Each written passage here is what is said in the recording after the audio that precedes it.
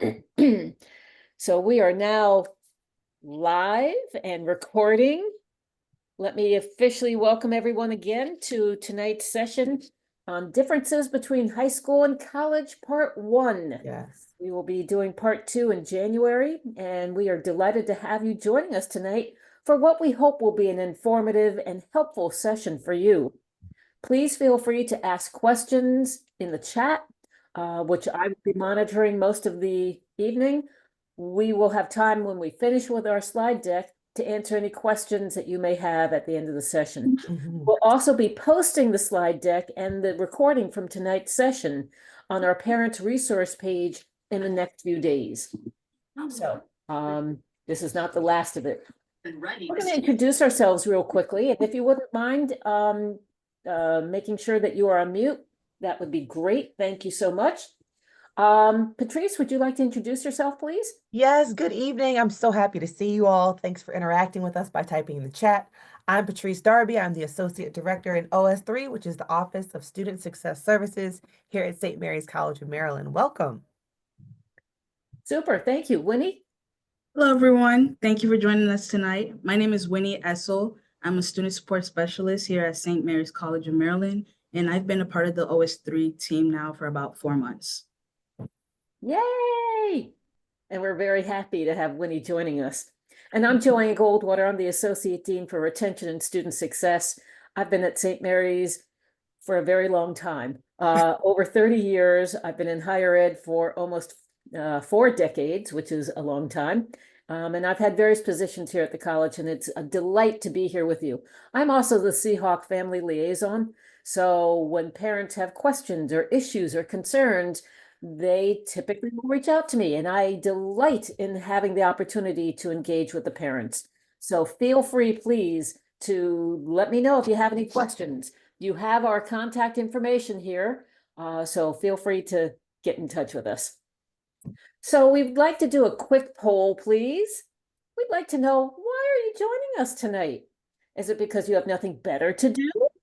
Is it because you want to take a break from holiday shopping? Or maybe you want to know more about the differences between high school and college, or you want to be able to help your student navigate their college experience. How about putting 1, 2, 3, or 4 in the chat and let us see what you're thinking? Okay, I'm seeing 3s and 4s. Excellent. Yeah, kind of what we figured. Hopefully, you will find that this is a helpful session for you. 3 and 4, good. Yeah, when we were talking about this the other day, I told folks I figured 3 and 4 would be particularly popular, but wanted to give you all the opportunity to, just take a break from your holiday shopping if it's your thing. Okay, let's move on. We have learning outcomes because we are an institution of higher education, and we believe in having learning outcomes for most everything that we do. So we are hoping that as a result of joining us tonight, you'll be able to identify 3 key differences between high school and college. There are more than that, but we want you to be able to identify at least 3. And to help your student understand the role of their academic advisors. These are really important people who are very different than school counselors. And we also want to help you help your student keep track of their academic progress, because unlike high school, they are responsible for tracking their academic progress. So that's a big difference for a number of our students and parents. So this is what we're going to be discussing tonight. Teachers versus professors, classroom management, attendance policies, scheduling, counselors versus academic advisors, grading and exams. And just to give you a heads up, grades will be coming out in about 10 days. Future webinars, and then we'll have time at the end for conversation. If there are other topics that we did not just talk about that you are interested in hearing about tonight, if you would, please post that in the chat. If we have time, we will happily answer those topics for you. So feel free to add to our agenda if you are so inclined. Okay, Patrice. Okay. So as we talk about the difference between high school teachers versus college professors, I want to start with a true story. I did not attend St. Mary's College of Maryland. I went to another fine institution of higher learning. And I took calculus my first semester freshman year. And I walk into class and I sit down. I'm sitting in the front row because that's my style. And the teacher comes in and she stands at the board and she says, "It is not my job to teach you anything. It is my job to give you feedback and provide opportunities for you to gain feedback." And I freaked out because I was like, "What do you mean it's not your job to teach me anything? Like, am I in this by myself?" And so I was a little bit intimidated at first, but that ended up being one of my most dedicated professors. What she was trying to convey to us as new college students was that as college students, we are in charge of our learning. It is our job to take the initiative to do readings and ask questions. And I probably spent about 5 hours a week in my calculus professor's office because calculus did not come naturally to me. And she was more than willing to explain things. She made extra problem sets for me because I just didn't quite get it. And so at the end of the day, I realized that she wasn't saying that in the beginning to be mean and to freak us out. She was trying to help us realize that as college students, we really do have to take ownership of our learning and use the resources that are available to us. So we're going to talk a little bit more in depth about what the difference is between a high school teacher and a college professor. So K through 12 teachers, I think that they are special people. Okay. But one of the big things about K through 12 teachers is that they are teaching a pre-approved curriculum, whether it's their school board or if it's a public school or a private school, their board of directors, there is a governing body that is going to set the curriculum that a teacher has to follow for that grade at that school. They don't get to create their own curriculum. Okay. And if there's background information that students need to know in order to really achieve the learning outcomes, K through 12 teachers teach that background. So if our goal is to understand the Constitution, they're going to frame a little bit of US history in order to give you an understanding of the context. That's a big part of what they do is framing the information that students are expected to know to make sure that they have relevant background information. K through 12 teachers also focus a lot on classroom management. So in their training to become teachers, not only are they learning the material they're supposed to teach and the best ways to teach it, they're learning how do I manage lots of different students with different personalities and different needs in my classroom so that we can have an orderly and relatively efficient, depending on the grade, class setting, right? And so learning classroom management techniques aside from the material and how to teach is a big part of what a K through 12 teacher does. Another thing is that many students or many parents are familiar with what an IEP is. An IEP is an individualized education plan. So whether your student has an IEP or a 504 plan because they may have different needs, your K through 12 teachers are responsible for implementing whatever is written in those plans when they are notified by the school that the student has a particular educational plan or a 504 plan. Okay, so those are K through 12 teachers. On the flip side, we're going to talk about how do college professors address some of these similar areas. So first, college professors get to create their own curriculum. So let's say they're teaching chemistry. Yes, within the framework of chemistry, they can decide how much depth to go into one thing, whether they want to assign a project, whether they want to do big picture in depth. The general, as long as it's within the general scope of that topic, they are in charge of creating their own curriculum, which means if I'm teaching a class and I'm teaching, I don't know, chemistry 103 and Joanne is teaching chemistry 103, we can choose to teach it in different ways as long as we cover the material that we're responsible to cover. So creating their own curriculum is something that is unique to professors that you do not see with the vast majority of K through 12 teachers. Whereas the K through 12 teacher was really good about, doing the background, teaching the background information so that students can get to the big meat of what they should know. Professors, on the other hand, are going to assign readings. So let's say I'm trying to teach you, to bring up the example before about the Constitution. A professor isn't necessarily going to frame the context of US history. They will most likely provide readings that students are responsible for doing on their own time so that they can have the relevant background information that they need to actually understand the Constitution. If the amount of information they need to know in order to understand the material in their class is vast, if there's a whole lot of information they're expected to know, they will actually have what's called a prerequisite class. That means there's a whole nother class, sometimes multiple classes, that you have to take and pass in order to gain the background information that's needed to really understand what they're teaching. So the teaching of background information is very different in college. The student will either have to do assigned readings or they may have to take one or more classes to get enough background information to understand the meat of what the class is about. Okay. Whereas the K through 12 teacher learns classroom management techniques, professors are really focusing on the academics of what they do and giving feedback to students, as I shared in my original example. So their rules about classroom management and classroom expectations are usually written in a document called a syllabus. Now, the syllabus is, for all intents and purposes, like a contract between the professor and the student to establish the rules and the general understanding of the course. And many professors go over the syllabus on the first day of class, but anything that is written in the syllabus, the student is it's their responsibility to know. So whether a teacher accepts late work will be written in the syllabus. A student should not be asking in the middle of the semester, can I submit this late? They should be going back to the syllabus and saying, what is the policy? Professors put their office hours on the syllabus. So a student doesn't need to ask, hey, can I come to your office sometime to chat? They need to go back to the syllabus because office hours for a professor are the hours that students are invited to come.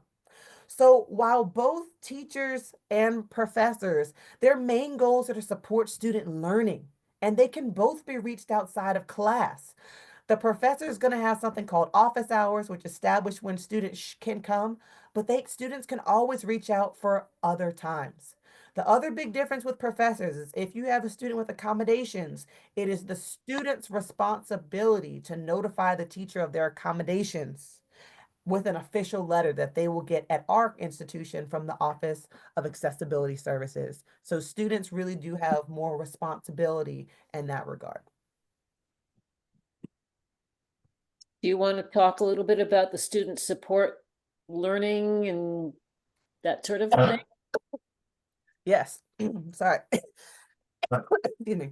So the great thing about both K through 12 teachers and college professors is they both are really enthusiastic about students learning whatever it is they're trying to teach. And many times they will come up with different methods to give students information and to give them feedback on their learning.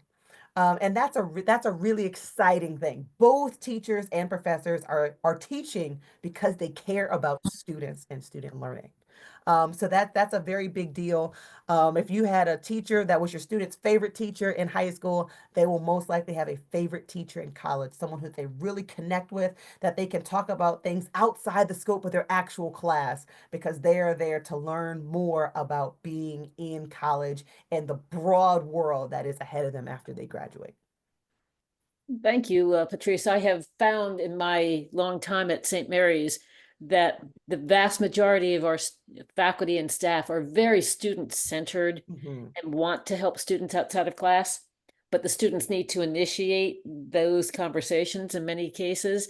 And when we ask our seniors and our alumni, what are you going to miss most about St. Mary's, or what do you miss most about St. Mary's? Three things typically come up in no particular order: their friends, the sunsets, and the faculty, because of those relationships that they've been able to build and the student support that they get from the faculty, which is pretty cool. So Patrice was mentioning about classroom management, and I'm curious for the parents that are online with us tonight, when I say classroom management, what comes to mind? If you would, please post what you're thinking in the chat. What does classroom management mean? Why do we worry about it in K-12 or in the college level? So what do you think classroom management refers to? Let's see what you have to say about that. I'm kind of curious. And Patrice and Winnie, I'm going to put you on the spot too and ask you what you think classroom management means. I see schedule management, supporting students' attention and motivation in the classroom, student behavior, participation, structure. Ooh, you all are right Yeah. on target.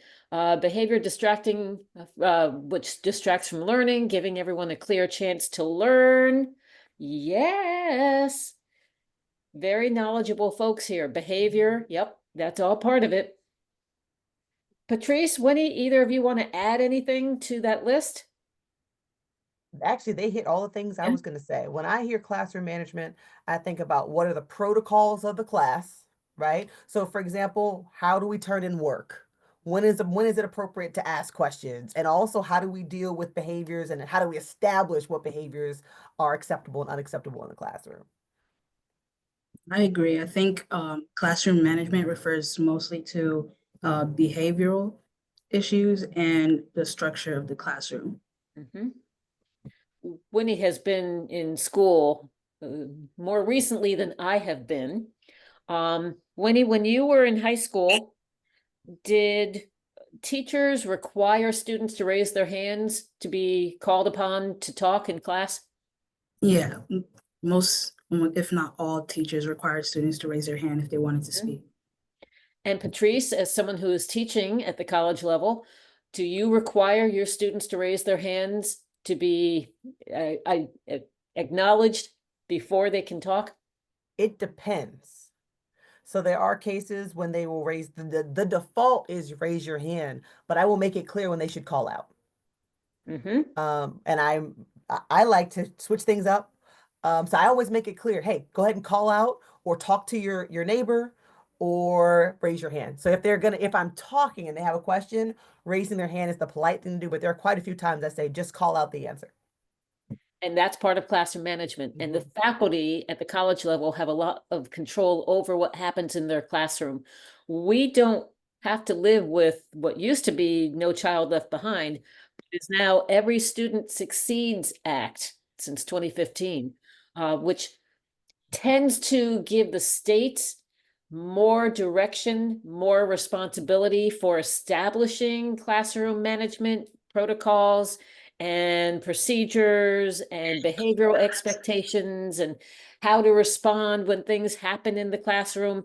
We don't fall under that at the college level. So each individual faculty member is responsible for establishing those behavioral expectations in their classes. So that gives a lot of responsibility to the faculty and a lot of flexibility as well. When we're talking about flexibility, what works for one professor may not work well for another professor. We also cannot have fundamental changes to courses or to instructors' learning styles. So let's say, for example, a faculty member who prefers to lecture, they can't be told, well, now you have to use slides when you're teaching, or we can't lower academic standards for certain courses or for certain students. We generally don't remove or waive the acquisition of skills that is essential for a particular class. So there is flexibility, but it falls on the faculty to be responsible for establishing the procedures, the expectations, the rules for their classroom. They don't have to have it approved by the president of the college or the dean of the faculty. That's all under the purview of the faculty member themselves. Something else to think about. I remember when I was in school that we had assigned seats. We don't have assigned seats in college. First come, first served. You like to sit in the front row? You sit in the front row. You like to sit in the back row? You sit in the back row. Students get to choose where they sit, and they can move around, although typically they don't move around a lot, but they can if they want to.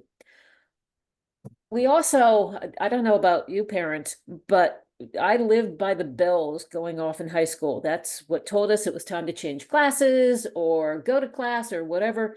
We have no bells to indicate class change. We have our bell tower on campus that rings at the top of the hour and at the 30-minute mark, but that's just to tell time. It doesn't say when classes start and end. So that falls again on the instructor to know what time it is and to let the students out on time so that they can get to their next class. At next month's webinar, we're going to be talking about classes and what works in classes and how in many cases students don't have back-to-back classes all day. They have their classes spread out across the 5 days of the week, and it's a very different schedule. So we'll be talking a lot more about the matrix and the schedule at next month's webinar. Winnie, how about going through the college expectations for us? All right. So when it comes to attendance, there are some key differences between high school and college. In high school, attendance doesn't have much of an impact on whether or not a student passes a course. In some schools, a student can miss the entire quarter and still pass the class as long as they turn in enough assignments to do so, which is crazy to me. If a student misses their class, their teacher is likely to give them the material they missed, regardless of whether the absences were excused or not. Whereas in college, different professors have different attendance policies, and it's up to the student to be aware of each of those policies. At SMCM, there are no excused absences. They're just absences here. And it's very possible for a student to fail a course due to absenteeism, regardless of if they have a passing grade in the class.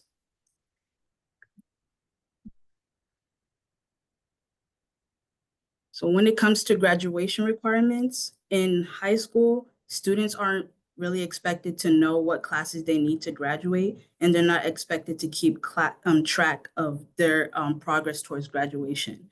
Their schedules are usually made by their counselors with input from their parents depending on the class. For example, with health classes, those usually require parent permission. Whereas in college, it's expected that the students know and keep track of their graduation and major requirements. And it's up to the students to work with their advisors to plan their course sequences. All right.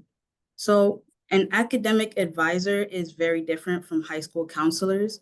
High school counselors tend to provide academic, emotional, and psychological support for students.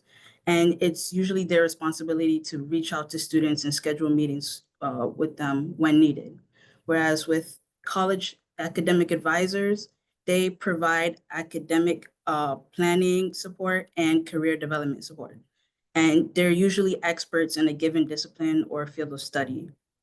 Academic advisors usually help students define goals and create academic paths that align with what the student wants. And it's usually the student's responsibilities to reach out to their advisors when needed and initiate the scheduling of appointments. I'm going to jump in here because we have a question that's been asked. Do the students have access to a course catalog when selecting courses? Either of you want to answer that? Yes, the course catalogs are listed on the SMCM website. I'm about to put it in the chat for you. Will the academic advisor guide the students with course scheduling? Yes, they can. Or the students, if they want to, they can reach out to someone at OS3 and we'd be happy to help them with that as well. So We also, however, do expect that our students will review the course selection catalog and keeping in mind what they are tracking in terms of completion of lead requirements, major requirements, graduation requirements, all of that, to come prepared to those academic advising meetings with a list of courses that they think they would like to take. Courses that will satisfy lead requirements or major requirements, graduation requirements, so that they can have a productive conversation with their academic advisor. Patrice, you're an academic advisor. Yes. What advice would you give the parents to share with their student? So now this could be semantics, but I would not use the word guide. Guide to me seems like the advisor is going first and pulling the student along with them. The advisor will give feedback.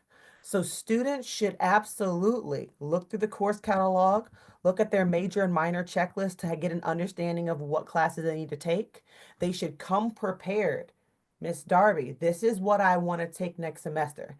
And I will say, okay, that looks good because I see here, as a psychology major, you should be taking Psych 204. I see that. I see that you have your lead class and so I give feedback, but a student should never come to their advisor and say, what do I need to take next semester? Right? They should come and sometimes students are exactly on it. And other times as advisors, we can recognize that they may have a misconception. So for example, occasionally there's the misconception that a student needs to fulfill their general education requirements before they start doing their major requirements, which is not the case. So as an advisor, when I've seen that, I've said, hey, make sure you're working on your major, and we talk about pacing and how that fits together. But it is, the student should absolutely come prepared. And we'll be talking more about pacing at next month's webinar.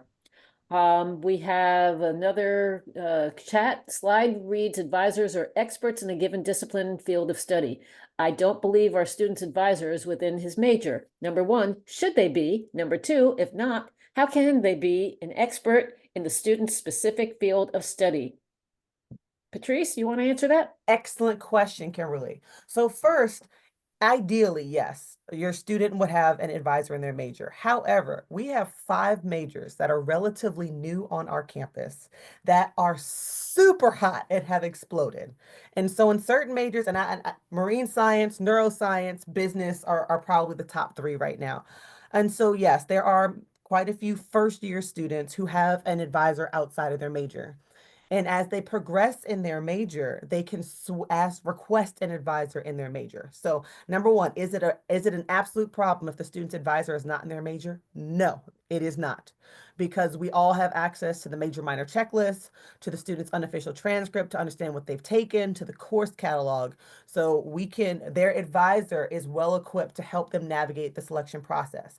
However, as they get older and they start to think about career advice in their field, yes, it is common for students to request someone in their major. So let's say I have a Professor Goldwater, I've had a class with you, we've developed a relationship, will you be my advisor?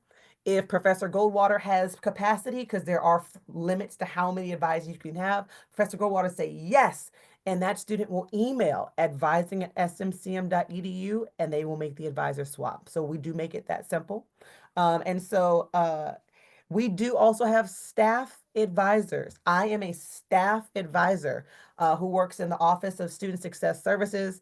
I can advise and do advise all majors. That is a part of my job. So any student that I'm not going to, I am very good at advising, although I am not a faculty member in any particular, well, that's not true. I'm adjunct, but as a staff member. So no, your student can definitely be well advised outside of their major. But yes, as they become a junior or a senior and they start wanting to learn more about career and networking in their field, they can always request a change. Great questions. Thank you so much. We're going to move on right now. We'll come back to these other questions in just a few minutes. Winnie? All right. So when it comes to grading in high school, it's pretty hard to fail classes. Students are often given endless chances to turn in missing assignments or reschedule missed exams.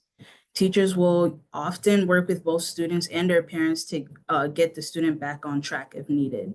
Whereas in college, it's very possible for students to earn zeros or fail classes. It's important for students to refer to the syllabus to be aware of assignment deadlines or upcoming exams and things along those lines. And there's usually limited ability for students to reschedule exams. When needed, they should communicate with the professor and work with them to see if it's possible for them to reschedule exams. I will add, since we are in the middle of final exam week, if a student has more than 2 exams during exam week, they can move the 3rd exam to a different day or time.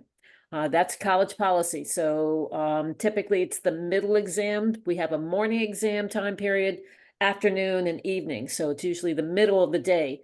But that's really between the student and the faculty to iron that out.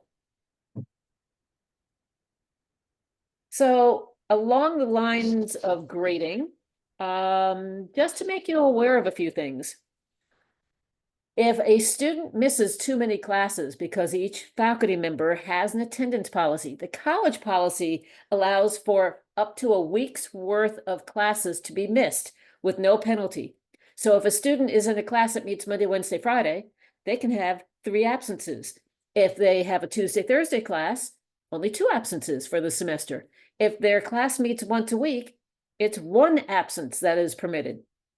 Although in most cases, the faculty do allow for more than 1, 2, or 3 absences.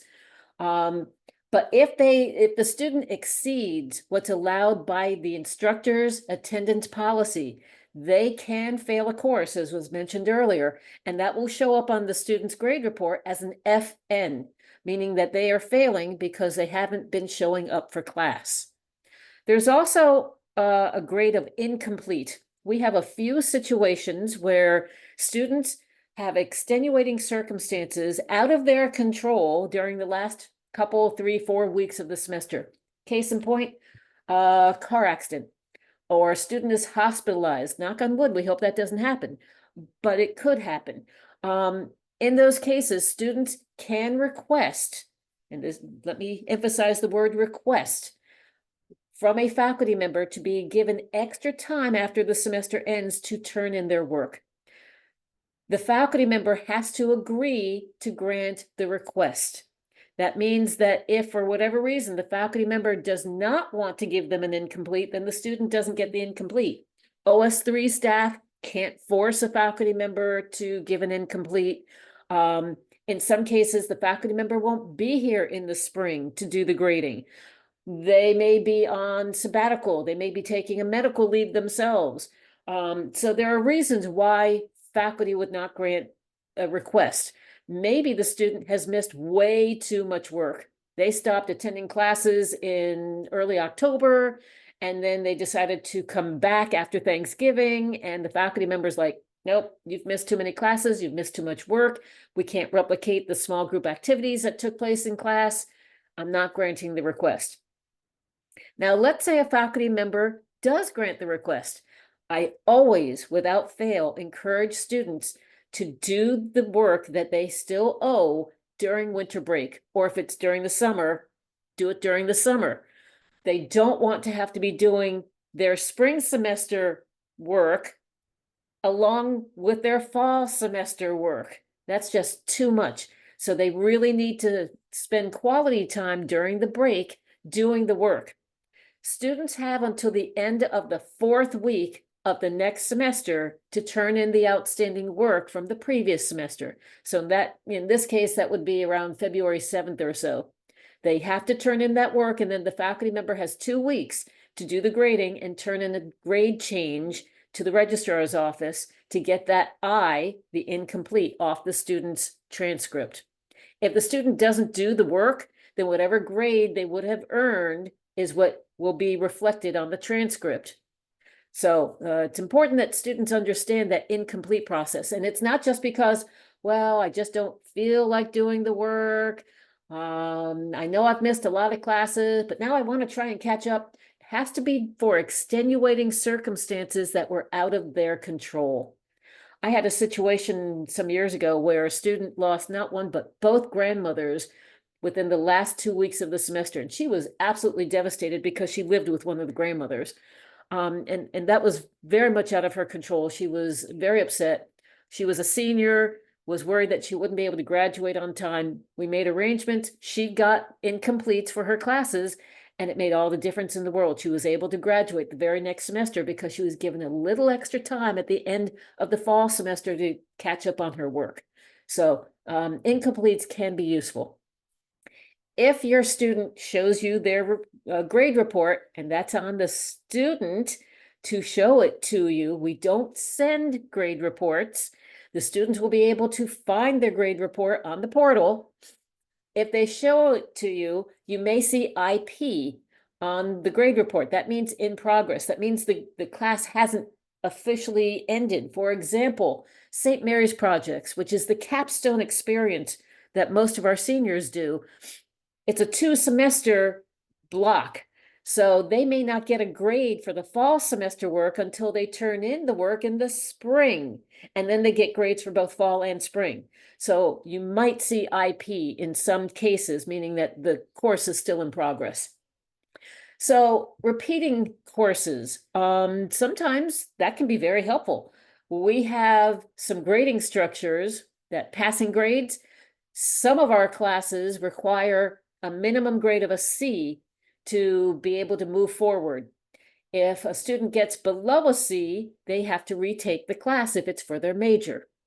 In many cases, the minimum passing grade is a C minus, okay? But for other courses, a student can earn a D and they still get credit, they pass the course. Typically, our lead curriculum classes, the classes that they take for their lead inquiry or lead exploration, students need to get Ds in most of those classes, and then they're done with that requirement. The exception is for the lead 101 class. Students have to earn at least a C minus in those classes. If they don't, they have to retake lead 101. In some of our STEM majors, like biology, for example, students have to earn a minimum grade of a C in the major course. So it varies depending on the course and the requirement. So the students, again, have to keep track of that. And their professors and academic advisors and OS3 staff can help them make sense of all of that. If a student retakes a course, that could be very helpful. Maybe they didn't make that minimum grade. Maybe they withdrew from a course. They can retake the class with a few caveats. If they retake the class, the grade that they previously earned gets wiped off. It becomes, that grade goes away, but so do the credits. So if they earn 4 credits because they got a D, but they have to retake the class because it's required for their major and they have to have at least a C minus, those 4 credits go away. So students need to keep track of their credits as well. Let's say a student earns a D in a class, they retake it, and they earn an F the second time around. Guess which grade counts on their transcript? If you think it's the first grade where they got the D, or do you think it's the second grade where they got the F? What do you all think? Put that in the chat. I want to see what you all think. Does the D count or the F? Oh, I'm so glad I asked. Those of you who said F, you are correct. It's not the better grade that gets counted. It's the most recent grade that gets counted. So if they earned that D, but then they failed the class the second time around, they get that F. And they lose those 4 credits. So keep that in mind, folks. That's really important. As I said, the students will be getting their grades through the portal. So we're really excited for them to be able to do that. Jag, can I add one more caveat about Please. retaking classes? One thing that I always explain to students, there are some students who will not get the grade they need in a course and decide to retake that course at a community college, okay? Now, this is something that they need to discuss before they make that decision, because let's say that I don't know, you're taking Calc 1 and you have to pass Calc 1 and take Calc 2. And you fail Calc 1 in the spring.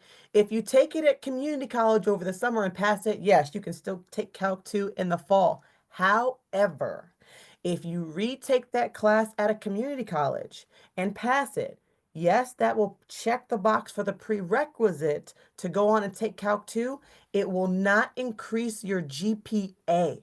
As Joanne said, if I get an F in Calc 1 and I retake it and get an A, in my GPA calculation, that 0 for grade point average for the F is replaced by a 4, and I have done my GPA a great service. But if I take it at a community college or anywhere else and transfer it in, it does not affect my GPA. So that is the type of conversation and considerations that when students come to OS3, we make sure that they understand the implications of all of their options and leave it to them to make the decision that is best for them. One additional point about that, most of the community college credits are 3 credits as opposed to St. Mary's 4 credits. So if they take classes at community college and they transfer in 3 credits, they could end up being a little bit short, and they'll have to make up those credits during winterim, which is our winter session, or summer school. Something to keep in mind, or they can add a few credits here and there during the fall and spring semesters. So we have some webinars planned for you all. Our next one will be on Tuesday, January 17th. I think that date might be wrong because it should be the 15th. I apologize. I'll make the correction on the slide deck. I'm sorry, the 14th. Tuesday, January 14th at 7 o'clock. We'll be doing the second session of this topic. We're going to be looking at course sequencing.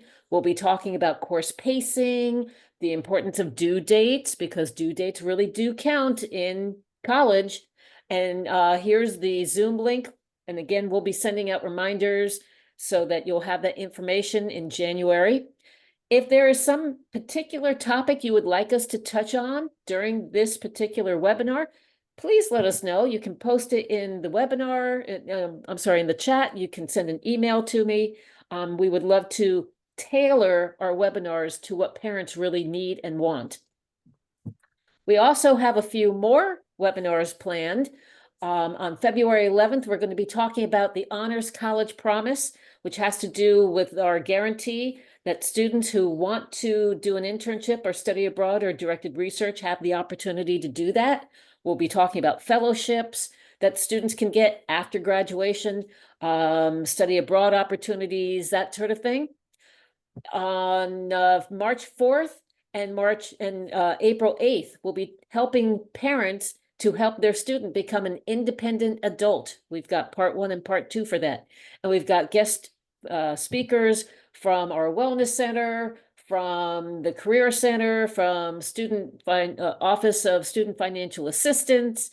A number of different offices are going to work with us on that. And again, if there are specific topics for these 3 webinars that you would be interested in, please put that in the chat or send me an email and I'll make sure that we address the topics of interest to you. Okay, at this point, we have time for Q&A. Yes. And I do want, for those of you who need to leave, we do thank you for joining us, but we're going to go back and look through the questions that have been posted, and feel free to unmute yourself if you would like to ask a question or post it in the chat. Yes. So I've scrolled back to find a question. Some of them we've hit and one that I don't think we directly addressed. So the question is, what is the policy/expectation when students are sick? So we did talk a little bit about, missing classes, but it sounds like they may feel pressured to attend class since nothing is excused, but that doesn't seem quite appropriate in a post-COVID world. How should students handle that? Also wondering about the dorm situation when the roommate is sick. Anything a student can do to protect themselves from contagion other than parents finding an Airbnb? Well, I'm the former director of Residence Life, so I can address some of that.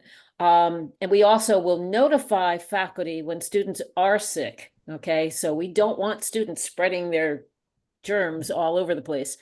But we also recognize that sometimes students, they sleep in, they oversleep, they just don't feel like going to class. So we have to be very mindful of that. If a roommate is ill, we do recommend that students continue to wear masks. We have a number of people on campus who are very sensitive to germs, and we have to be mindful that some folks just don't have the immunity that other people have. So we do have people on campus who wear masks all the time. If a roommate is ill, roommates can wear masks. They can also work with Residence Life and or their friends to stay in someone's room for a few days while the student is recovering. So there are options. The students should work with their RA or with their friends to find a different location for a short period of time.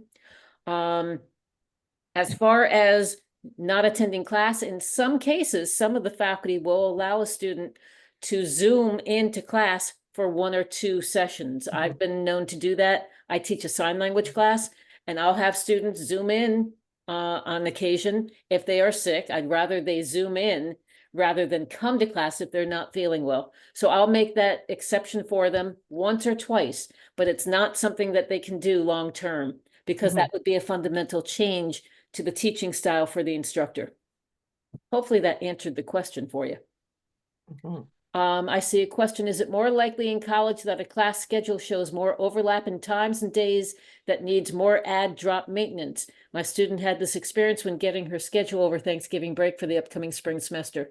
Thank you for bringing that up. Greatly appreciate that. As I hope all of you know, we are transitioning to a new student information system called Anthology. And we're working out a few kinks. And in some cases, students have their classes conflicting with each other, meaning that they've got more than one class meeting at the same time, or there's overlap. In those cases, we are asking the students to please go to the registrar's office, which is on the first floor of Glendenning Hall, and the registrar's office staff will work with them to move one of those classes, to get them into a different class so that they don't have that course conflict. So the sooner they do that, the better. So I do encourage you to ask your student to go to the registrar's office to get that taken care of. Just one of the small little glitches that we have with the new system as we are bringing it online.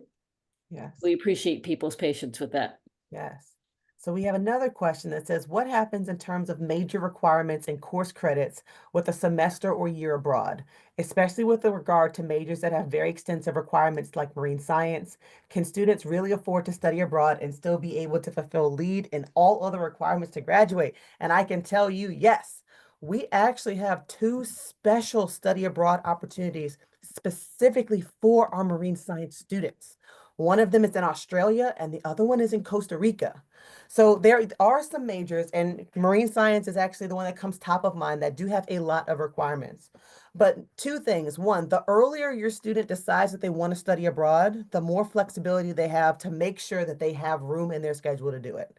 For a major like marine science, no, they're not going to study abroad their first year. But by the time they get to the second semester of their sophomore year, or the first or second semester of their junior year, if they plan ahead, they can have room enough in their schedules to be able to fulfill their major requirements, do their LEAD requirements, and still do a study abroad, which is one of the reasons why St. Mary's College of Maryland has tailored specific 2 programs in particular just for marine science. Now, each major has study abroads that apply to their major, but since this particularly asked about marine science, I can address that. I'm looking back at one of the questions that you answered in the chat, Patrice, with regard to students who are hesitant to or reluctant to reach out for assistance and resources. We love when students come in to meet with us. We can't force them to come in to meet with us.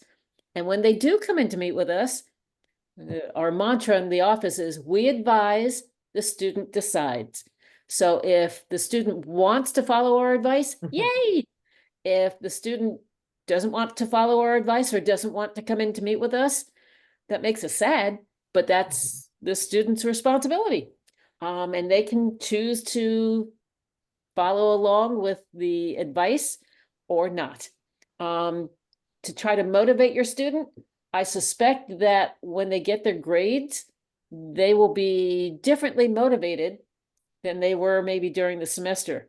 Once they see those grades, if things weren't going really well, they will probably want to get some assistance from us, and we welcome the opportunity to do that. Joanne, I have a follow-up. That was my question. Thank you all. This was very useful. And I'm cognizant of time and other questions that are very valid, waiting for your response as well. One thing, clearly, this is the first semester for all of us. That's the ending. It's, it's a new beginning for all of us. one of the biggest differences of high school and college is that parents could meet with teachers at high school, get feedback early on, and we would devise a strategy how to improve things in advance. Here, we're just going to see the results and live with the results. Mhm. And as you say, hopefully, if there's anything to be improved, we'll take, hopefully not, but if there's anything to be improved, we're going to take action only after the fact. So that's a critical difference in terms of how students engage with school. This is going to be a hard way of learning that they have to take the lead on everything. We're just the bystander watching it and trying to hold them when they're falling, basically. So That is I a remember vaguely, sorry, let me add one more question to it. I remember vaguely there was in the open house, I think I heard, please let us know if it's true or not. You pair students with a more senior student, like a mentor, sort of give them, some insights towards life. Is that in the campus? Do I remember this right? Because we did a lot of college tours. I may be mixing up colleges, but I vaguely have that in mind for St. Mary's. If there's a more senior student that you pair them with freshmen so that they could guide them around. If not, we have peer mentors in some of our classes. We have teaching assistants who are undergraduate students in some of the classes, and students develop really good working relationships with those students. We have career mentors in many of our classes. So we do have those opportunities. We also have some special programs that do have also peer mentors, like the D'Souza Brent program has the DB Connect mentor program. So depending on the course, depending on the program, we do have peer mentors. We have RAs, resident assistants, who also in some ways serve as those peer mentors, not necessarily academic side, but they can certainly provide support. In our office, we have the Peer Academic Success Strategies, AS, specialists who work closely with students to do academic coaching, to help the students develop action plans to stay on top of their work, to teach them time management skills, to help them with note-taking skills, study habits, those sort of things. So we have a number of more experienced students who help the first years, but again, the first year needs to make that first attempt to reach out and let us know that they want someone in their corner. To go back to something you were saying earlier, one of the keys, I think, for parents with their students at this point in their lives, because the parents are a little bit more removed than in high school, is to make sure that you maintain open communication, non-judgmental open communication, and to do that by asking open-ended questions. What do I mean by open-ended questions? Questions that require more than a one-word yes or no response. How are you doing? Fine. That's not very helpful. Tell me what you learned in History 104 this week. Open-ended question. So anytime you can delve into their lives a little bit deeper than just a one-word response, that will get you more information and keep those lines of communication open with your student, which could be really, really helpful. And if you do it in a timely manner, rather than waiting until the end of the semester to ask these open-ended questions, if you're asking them throughout, you'll get a feel for what's going on with the student. So you don't have to wait until you get their grades to know whether or not they're struggling. I hope that's helpful. There's a question about how do athletes manage attendance policies? My student is on an SMCM team, and it looks like from the schedule that he could miss more than 2 classes. Is there a way that is generally managed? Patrice, since you're our athletic liaison. Yeah, so generally our athletic staff is very intentional about letting students know that they need to reach out to their professors at the beginning of the semester to let them know when their games are and when they already know they're going to miss class. So for example, Joanne mentioned she teaches 2 classes. I also teach 2 classes, professional pathways and biochemistry lab. Unfortunately, in some classes, like in biochemistry lab, because it is a lab class, absences are taken very differently. The only possible option to work with that is to see if they can, for that 1 week, go to the other lab section. But the other lab section is full. So in classes like lab classes, there is not much wiggle room with missing class. And I have 5 athletes in my class. So this is a real thing. But athletes and their coaches try and be very cognizant. If they have to take a lab class, for example, can we do it in the off season or at a time when you're less likely to have to miss class? That's number one. But yes, athletes in the beginning of the semester take a sheet of paper to each one of their professors that has each one of the days that they know that they are going to miss class and have to have a discussion with their professor to acknowledge that, yes, we have discussed that I am going to miss this class and what is the outcome.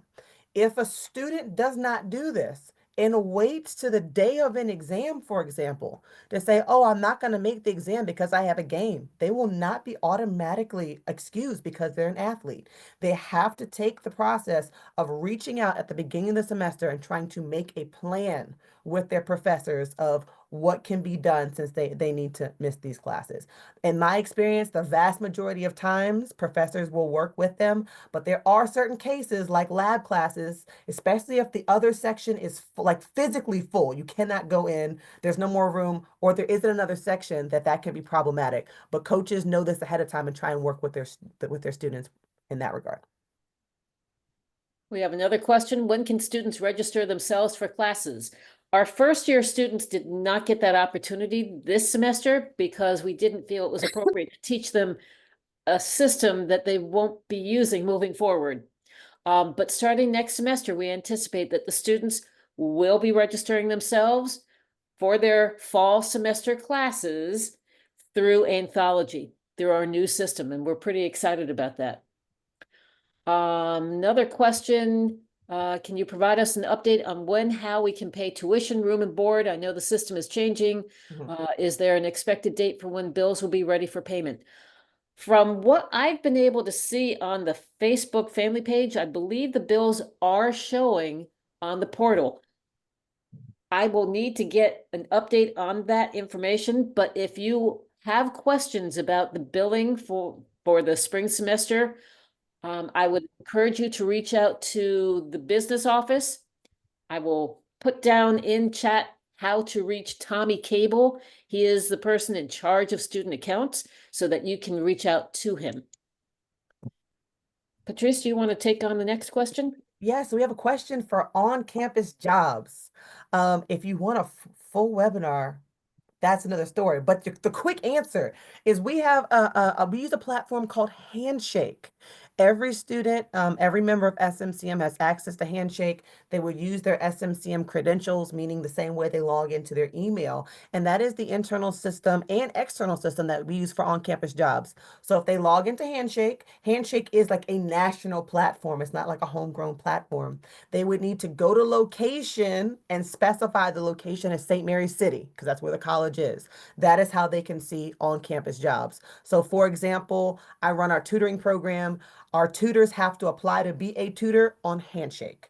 So Handshake is our repository for on-campus jobs. They can also find internships and off-campus experiences. So if they're looking for on-campus jobs, please tell, when they say, I can't find any, please tell them to specify St. Mary's City because they can look anywhere in the country for internship opportunities. And with that, we can certainly add some information into one of the webinars coming up in the spring with regard to jobs, because our colleagues in the Career Center will be joining us. So we'll certainly do that. Recognizing that it is exactly 8 p.m., we want to thank everyone for joining us tonight, and we wish you a peaceful holiday break. Enjoy having your student home. We will stay online for a few moments, and I'm going to stop our recording. So if there's anybody who would like to stay on,